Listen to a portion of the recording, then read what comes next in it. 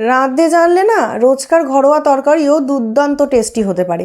বাড়িতে যে কোনো মাছের মাথা অ্যাভেলেবেল থাকলে আগে সর্ষের তেলে ভেজে নেবেন, তারপর ওই তেলেই একটু কালো জিরে আর রসুন কুচি ফোড়ন দিয়ে নেবেন, একটুখানি পেঁয়াজ ওর মধ্যে অ্যাড করে ভালো করে ভাজা ভাজা করে নেবেন, তারপর কুচনো বেগুন তার মধ্যে দিয়ে দেবেন।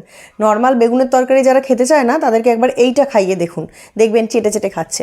বেগুনগুলো যখন এই পর্যায়ে ভাজা ভাজা হয়ে আসবে অ্যাড করে দেবেন নুন, ভালো করে নেড়ে চেড়ে রান্না করে কাঁচা লঙ্কা টমেটো সমস্ত কিছু অ্যাড করে ভালো করে কষিয়ে রসিয়ে রান্না করবেন।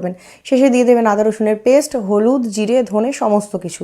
তারপর ভালো করে মশলা কষিয়ে কষিয়ে জল দিয়ে নেড়ে চেড়ে সুন্দর করে রান্না করবেন এমনভাবে যাতে মশলাতে কাঁচা গন্ধ না ছাড়ে। লাস্টে অ্যাড করে দেবেন একটুখানি পরিমাণ চিনি। তারপর সব কিছু সুন্দর করে নেড়ে চেড়ে নিয়ে ওই মাছের মাথাটাকে একটু ভেঙে টেঙে নিয়ে ওই তরকারির মধ্যে অ্যাড করে দেবেন।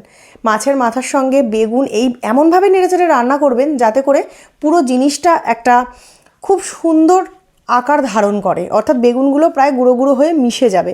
ওপর দিয়ে একটু ধনেপাতা ছড়িয়ে পরিবেশন করুন, দেখবেন গরম গরম ভাতের সঙ্গে এই বেগুনের ভর্তা কেমন অপূর্ব সুন্দর খেতে লাগছে।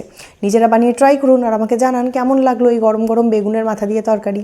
আজকের মতো টাটা।